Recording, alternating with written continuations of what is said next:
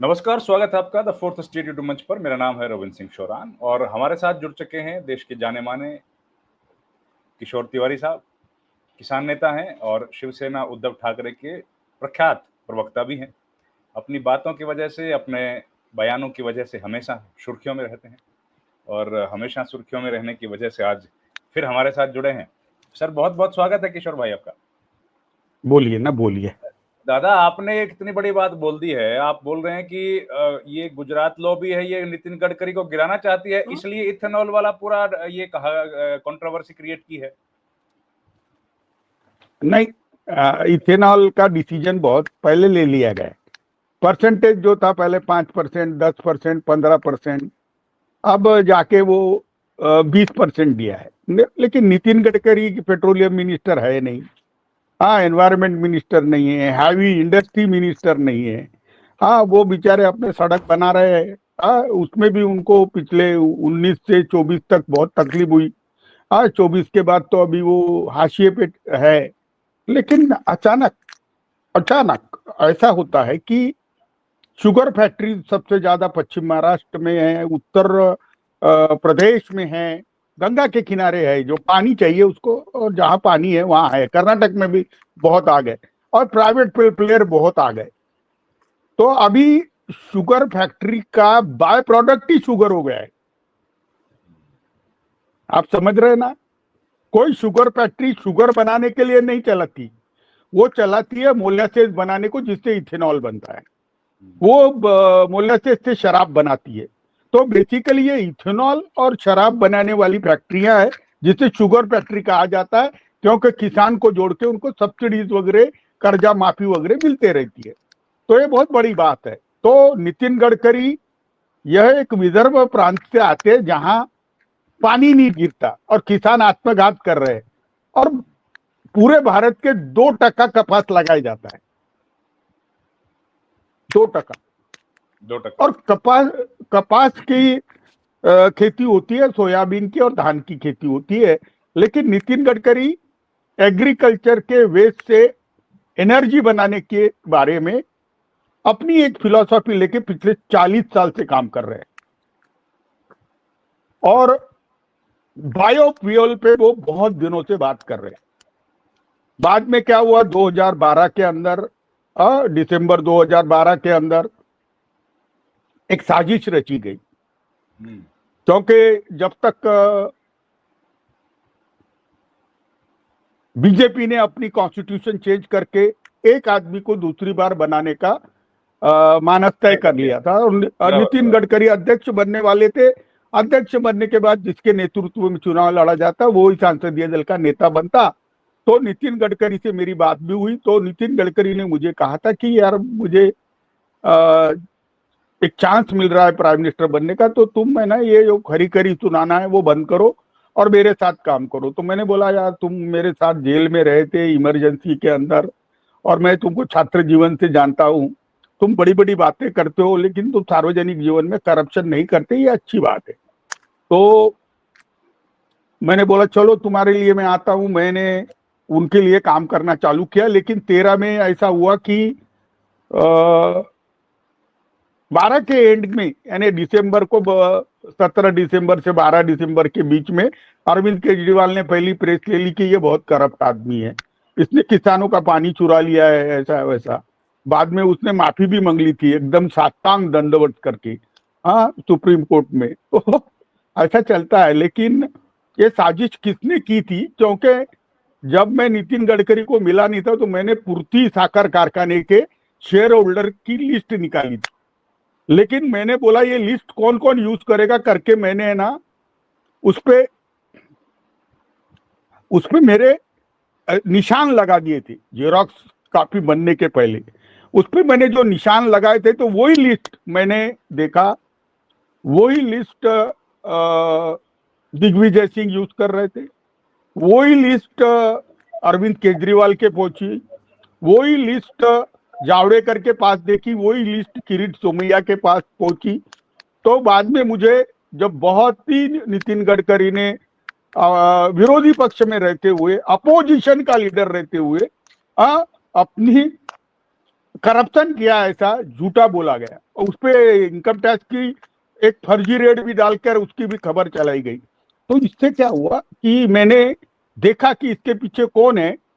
तो वो जिन्ना का दोस्त अपना लाल कृष्ण आडवाणी निकला।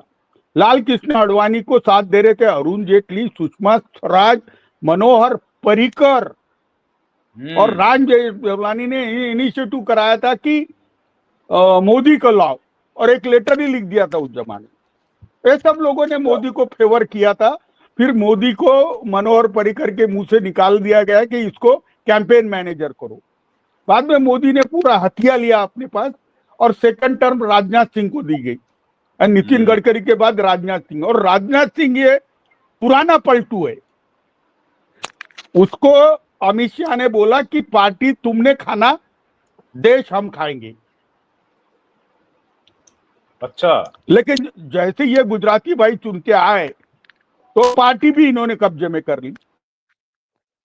और पहले ही महीने में 2014 के अंदर राजनाथ सिंह को उनके बच्चे के करप्शन के फाइल बता दिए गए। तो राजनाथ सिंह पूरे बैंड हो गए भैया, अभी भी बैंड है। 24 में चुन के आने के बाद ये पहला आदमी था जो नतमस्तक होके कह रहा था कि मोदी जी 29 का भी चुनाव लड़ेंगे। तो ये पलटू राम फिर से भी पलटू मार रहा है। अभी 9 सितंबर को मालूम पड़ेगा कि ये पलटी मारेगा या नहीं मारेगा। लेकिन मेरी आज की जो बात थी, कि जो मैंने बात की कि 2012 में भी नितिन गडकरी के खिलाफ बदनाम करने की साजिश बताई गई, सार्वजनिक जीवन में भ्रष्ट आदमी है बोल के उनको सेकंड चांस दिया नहीं गया। अब 17 सितंबर को मोदी जी अपने बनाए हुए नियम का पालन करते हुए, अपने विवेक को सामने रखते हुए पद को छोड़ेंगे, ऐसी चर्चा बहुत स्ट्रांग हुई, क्योंकि वो 75 साल के हो रहे हैं। वो तो 10 सितंबर को ही छोड़ सकते हैं, अगर 9 सितंबर को उनका उपराष्ट्रपति का कैंडिडेट हार गया तो। लेकिन वो 140 सांसद जो बीजेपी के हैं, वो बगावत करने के मूड में है। वो बगावत कर दे तो वो हो जाएगा। तो इसके लिए मोहन भागवत ने कहना चाहिए, नितिन गडकरी ने मोबिलाइज करना चाहिए, युवराज ने करना चाहिए, और वो मैडम जो हमारी है राजस्थान की वसुंधरा जी, उन्होंने करना चाहिए। लेकिन ना, सबकी फाइलें बनी है तो चुप चुप है। लेकिन मैं एक बात बताता हूं तुमको, 2025 के अंदर पिछले 8-10 दिन से 300 इथेनॉल मैन्युफैक्चरर है।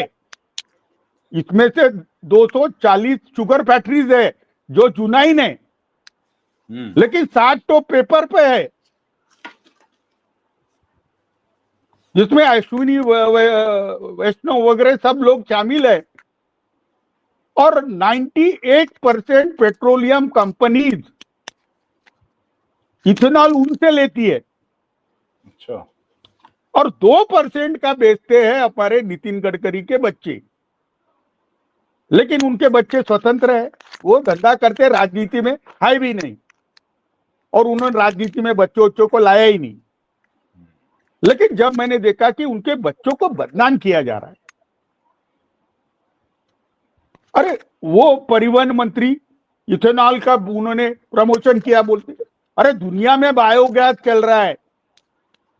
और साजिश कैसी रची गई, बड़े बड़े यूट्यूबर्स, मोदी विरोधी यूट्यूबर्स को 2 करोड़ से 5 करोड़ रुपए देकर नितिन गडकरी ने कैसे पैसे कमाए, इस पर बताया जा रहा है। बड़ा अच्छा लगता था मुझे। एक चैनल पे तो मैंने देखा, अगले जन्म मुझे नेता का बच्चा कीजिए, वो लोगो चला। मैं देख रहा था कि ये बकवास बातें कर कौन रहे। मीम्स बहुत अच्छे आ गए। कल तो हनुमान जी का प्रवचन देखा मैंने कि गड़बड़ी नितिन गड़बड़ी बोलते थे। नितिन गडकरी ने गच्ची गड़बड़ी की और बच्चों को कैसा बड़ा किया। अब शेयर मार्केट में वो 10 रुपए का शेयर था, 22 रुपए तक गया था, और उसके बाद वो शेयर कौन खरीद रहा है ये भी मालूम नहीं हुआ। और शेयर में प्रमोटर को मालूम ही नहीं पड़ता। अब वो प्रमोटर कोटा और शेयर मार्केट की वैल्यू ये पूरी नोशनल होती है। पूर्ति पे कितना कर्जा था वो तो कभी बताया नहीं गया। वैसे मानस पे और सियान पे कितना कर्जा है ये भी नहीं बताया गया। वो बेचारे अपने परेशानी में हैं और कोई एक ही उद्योग नहीं है। इनको ये भी मालूम नहीं कि कंस्ट्रक्शन के उद्योग में है, टेक्नोलॉजी के उद्योग में है और बच्चे काम कर रहे हैं। और नितिन गडकरी ने कभी अपने बच्चों के लिए, बच्चों के इंडस्ट्री के प्रमोशन के लिए किसी को पत्र लिखा होगा? ये पलटू राम राजनाथ सिंह रक्षा मंत्री है तो उसको पत्र लिखा होगा। हैवी इंडस्ट्री मिनिस्टर को लिखा होगा। पीसीआरए को लिखा होगा जो पेट्रोलियम कंजर्वेशन के लिए रिसर्च करती है। सुप्रीम कोर्ट ने कल स्पष्ट कह दिया ना कि हम इसमें इंटरवेंशन नहीं करेंगे, फेंक दिया उन्होंने। अरे ये मेरिट पर है और तुमने पूरा नितिन गडकरी पे फाड़ रहे तुम चिट्ठा, जबकि उनका रोल बहुत मिनिमम है। अरे समाजवादी पार्टी के पास इतने सांसद है कि जिनके पास शुगर मिल है, कांग्रेस के सांसद है इनके पास शुगर मिल है, इथेनॉल के प्लेयर है, और गुजराती जो गुज्जू लॉबी है इनके प्यारे कारपोरेट के पास है और वो मेजर सेलर है ना। और बीजेपी के कितने नेता है, जनरल सेक्रेटरी, इनके नेशनल जनरल सेक्रेटरी के पास शुगर मिल नहीं है, इथेनॉल मैन्युफैक्चरिंग यूनिट कहते थे हम। तो मैं जो कुछ कर रहा हूं कि नितिन गडकरी को साजिश के तहत आप प्राइम मिनिस्टर नहीं बनाना चाहते तो ठीक है, लेकिन राजनीति में करके उनके परिवार को इतना जलील क्यों कर रहे हो? यह अथॉरिटी तुमको किसने दी?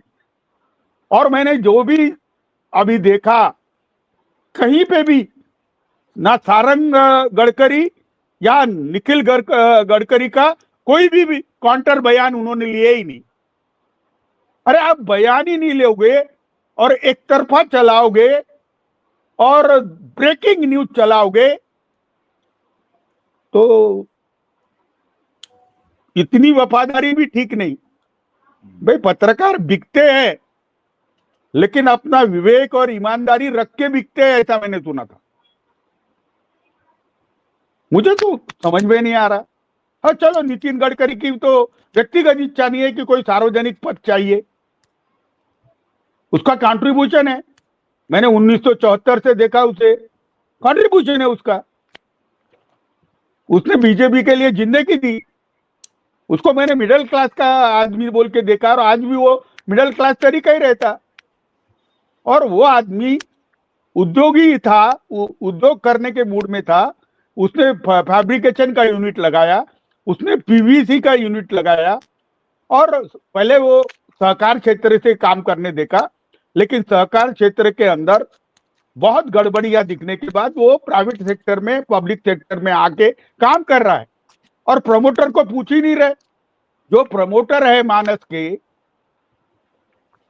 जो सियान एग्रो के प्रमोटर है जिनका पैसा लगा है, अरे मार्केट से अगर शेयर टूट गया और 10 रुपए का आ गया तो ये क्या मुंह काला करके बोलेंगे? अरे शेयर तो कैसे बढ़ाते तुमको भी मालूम है। डेली ऊपर ऊपर ले जाते हैं, अपर सर्किट लगा देते हैं। और लगाने वाले कौन होते हैं? दुनिया में कोई भी कर सकता है। और जो लगा रहे तो ये सरकार के पास कोई हो कि नितिन गडकरी का इसमें इन्वॉल्वमेंट है तो वो बता देना। अरे प्राइम मिनिस्टर नहीं बनाने के लिए इमेज को खराब करने का अधिकार आपको किसने दिया? अरे मोदी जी ने 11 साल सत्ता चलाई। मोदी जी ने अपने संकल्पना से भारत का विकास किया। मोदी जी ने कहा था कि 75 साल के बाद हर आदमी ने सक्रिय राजनीति से संन्यास लेना चाहिए। अब वो 75 साल के हो रहे, लेकिन मोदी जी अगर कहे कि मेरे बाद अमित शाह ही रहेंगे तो ये तो अनुचित है ना, अनुचित है। तो किशोर भाई, किशोर